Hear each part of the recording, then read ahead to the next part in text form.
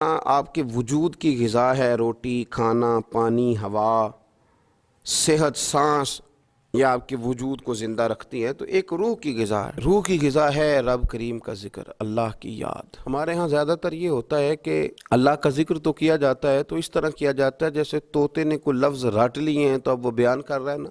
ہمارے صوفیاء نے، بزرگوں نے لکھا ہے کہ وہ جو کہا گیا کہ الا بذکر اللہ تطمئن القلوب، یاد رکھو اللہ کے ذکر میں دلوں کا چین ہے، تو بعض لوگ کہتے ہیں میں تو بڑی تسبیح پڑھتا ہوں پھر بھی بے سکون رہتا ہوں۔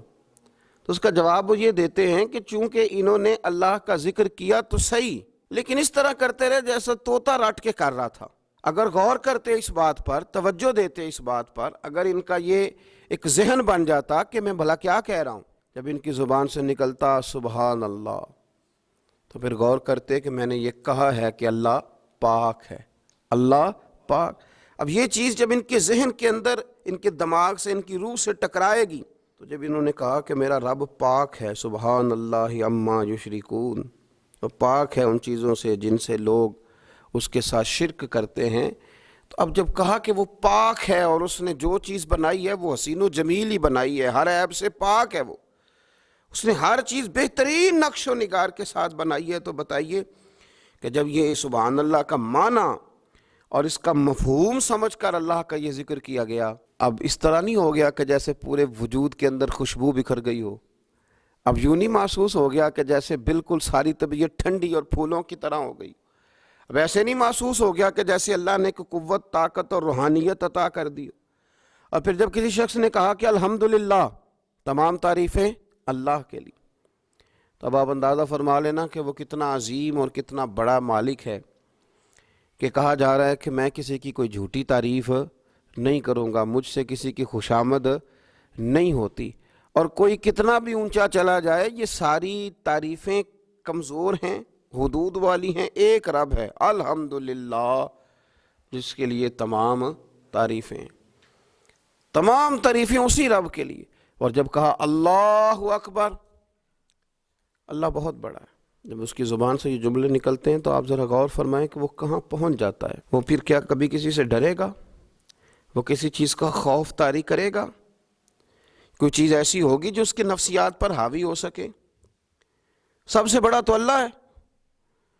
تو وہ کبھی بھی کسی بڑے آدمی کے رعب کا شکار نہیں ہوگا، وہ کبھی کسی کی دولت، کسی کا اقتدار، کسی کی قوت اور کسی کی ظاہری طور پر تھوڑی بہت چمک اسے خیرہ نہیں کر سکے گی، اس لیے کہ وہ جانتا ہے کہ اکبر صرف اللہ ہی ہے۔ تو اب اس کے اندر بہت بڑی طاقت آئے گی، بہت بڑی ہمت آئے گی، وہ بہت زیادہ اپنے آپ کو قوت والا محسوس کرے گا۔ تو یہ جب تھوڑا سا غور کرتا ہے کہ میں کیا کہہ رہا ہوں، میری زبان سے کیا نکل رہا ہے، تو پھر یہ ذکر الہی اس کو ٹھنڈک دیتا ہے، پھر اس کو سکون دیتا ہے، پھر اس کو قوت ملتی ہے۔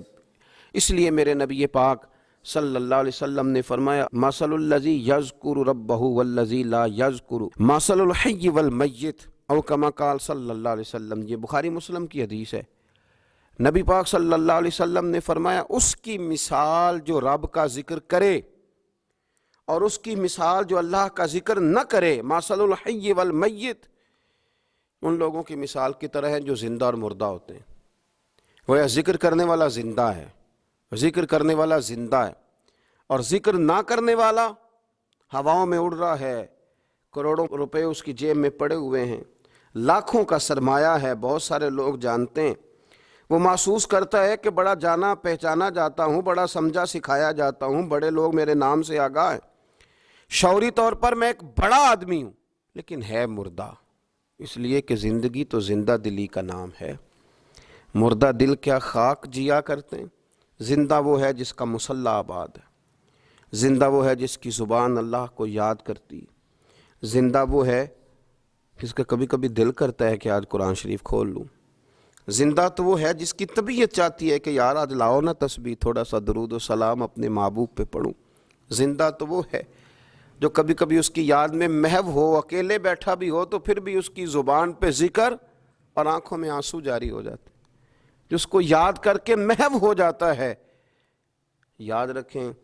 ذکر الہی انسان کو زندہ رکھتا ہے، توانائی دیتا ہے، روحانیت دیتا ہے، اس کو سکون کی دولت دیتا ہے۔ اپنے معاملات کو جب ترتیب دیں تو اذکار کی پابندی کریں۔